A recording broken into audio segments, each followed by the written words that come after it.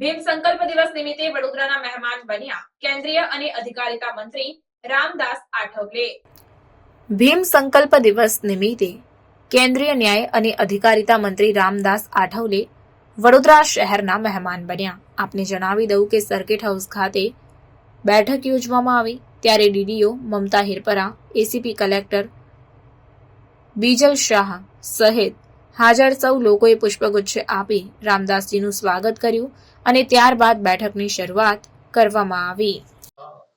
संकल्प भूमि जहां डॉक्टर बाबा साहब अम्बेडकर जी ने 107 साल पहले आदरणीय सयाजी महाराज गायकवाड़ जी के स्कॉलरशिप पर बाबा साहब अम्बेडकर जी पढ़ाई करने के लिए लंदन गए थे और तब उनका एग्रीमेंट मतलब उनका एक बातचीत हुई थी। शिक्षा पूरी होने के बाद बाबा साहब अम्बेडकर जी बड़ौदा के संस्थान में जॉब करने के लिए आएंगे। उसी तरह बाबा साहब अम्बेडकर जी यहाँ जॉब करने के लिए, नौकरी करने के लिए आए थे, लेकिन यहाँ बाबा साहब को जो अनुभव आया, अनटचेबिलिटी इतनी बहुत ज्यादा थी। वहाँ का जो प्यून है, सिपाही है, वो भी फाइल बाबा साहब की तरफ लंबे से फेंकता था। वो भी बाबा साहब को टच नहीं करना चाहता था क्योंकि बाबा साहब की जात अनटचेबल है। तो इसीलिए बाबा साहब का अपमान हर रोज होता रहा। बाबा साहब अम्बेडकर जी को वो बाबा साहब बड़े इकोनॉमिस्ट थे, इसीलिए सयाजी महाराज गायकवाड़ जी ने बाबा साहब को अर्थ डिपार्टमेंट जो है, फाइनेंस डिपार्टमेंट जो उनके संस्थान का है, वो देने का निर्णय लिया था। लेकिन वहां ऐसा रोज अपमान होता रहा। इसलिए बाबा साहब ने अपने मन में तय किया कि मैं इतनी डिग्रियां लेकर मैं यहाँ नौकरी ले आया हूँ, मेरा इतना अपमान होता है तो मेरे देश के गांव गांव के दलितों की क्या स्थिति होगी। इसलिए उन्होंने नौकरी छोड़कर वो बाबा साहब अम्बेडकर जी जहाँ अभी सयाजी बाग है, सयाजी गार्डन है, वहाँ एक पेड़ है जहाँ हम अभी जा रहे हैं, वहाँ बाबा साहब अम्बेडकर आकर वहाँ रोए। उन्होंने संकल्प किया कि मैं दलितों के लिए, अनटचेबल कम्युनिटी के लिए मैं काम करता रहूंगा, उनको सोशल जस्टिस देने का काम करता रहूंगा। और वो वहां से मुंबई आए और उन्होंने 1924 में बाबा साहब ने बहिष्कृत हितकारिणी सभा नाम की बहिष्कृत हितकारिणी सभा की स्थापना की थी। बाद में बाबा साहब अम्बेडकर जी ने 1936 में इंडिपेंडेंट लेबर पार्टी की स्थापना की थी। उसके बाद बाबा साहब ने 1942 में all India schedule caste federation की स्थापना की थी। तो इसी तरह बाबा साहब का एक मूवमेंट रहा है। तो आज मैं अभी संकल्प भूमि अभी जाने वाला हूँ। आज के दिन बाबा साहब अम्बेडकर जी ने वहाँ उस पेड़ के नीचे आकर बाबा साहब रोए थे और मैं ये अनटचेबल कम्युनिटी के लिए मैं काम करता रहूंगा, इसी तरह बाबा साहब ने संकल्प किया था। और वो संकल्प के बाद आज समाज में काफी परिवर्तन हो रहा है। देश भर में कम से कम 1.5-2 लाख से ज्यादा इंटरकास्ट मैरिज हो रहे हैं।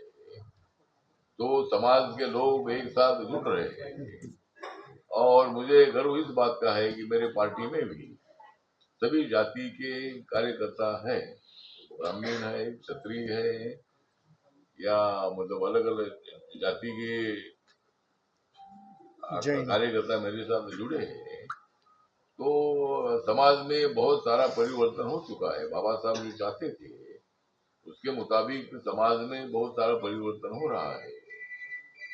लेकिन आज भी कुछ जगह पर दलित पर अत्याचार होते हैं। आज मैं अधिकारियों से बात की और उनके साथ मैंने चर्चा की, उसमें मतलब कुछ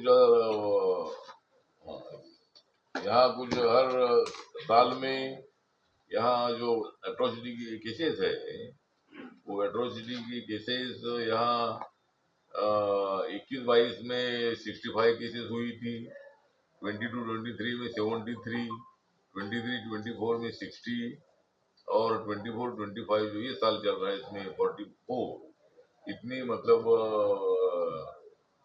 एट्रोसिटी की घटनाएं घटी थी। और 22-23 में 117 इंटरकास्ट मैरिज हुए हैं और 23-24 में 134 मैरिज हुए, इंटरकास्ट मैरिज जिले में। इस तरह का परिवर्तन लोगों में हो रहा है। और संकल्प भूमि का जो प्रोजेक्ट जो बन रहा है 5,000 स्क्वायर फीट में, मतलब संकल्प भूमि का काम चल रहा है। और वहाँ जो हिरेन गांधी नाम के आर्किटेक्ट है, उनको ये काम दे दिया है। और 4 माले की बिल्डिंग, 4 माले की ना, 4 माले की 4 फ्लोर की बिल्डिंग, मतलब 4 माले का बिल्डिंग बनेगा। और उसमें कम से कम 28 करोड़ रुपए का बजट है और काम दिसंबर तक पूरा हो जाएगा। और मतलब वहाँ लाइब्रेरी है, एडिटोरियम है, बाबा साहब की फोटोग्राफी बहुत जो पूरे है, तो ऐसा अलग अलग वहाँ है। लेकिन अधिकारियों ने मुझे बताया है कि आर्किटेक्ट ने बताया है साउंड एंड लाइट इसी तरह का एक संकल्प, इसी तरह का एक प्लान इनका है। लेकिन उसके लिए 10 करोड़ की और भी आवश्यकता है। तो मैंने उनको एश्योरेंस दे दिया है कि मैं माननीय मुख्यमंत्री साहब से बात करूंगा, उनके पत्र भी भेजूंगा। और हमारा भारत सरकार या